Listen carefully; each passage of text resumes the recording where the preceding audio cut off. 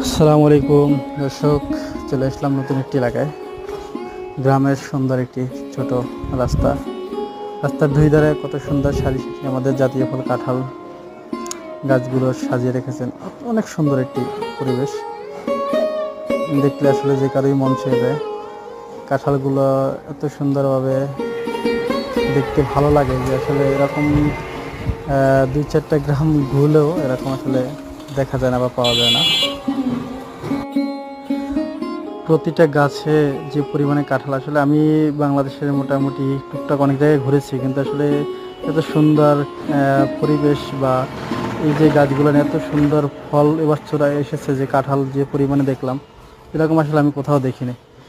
আর এই জায়গাটিতে আসলে দেখলাম যে প্রতিটা গাছে কাঁঠাল পাখি খাইতেছে, পেকে রয়েছে, কিন্তু মানুষের ওরকম কোনো নাই যে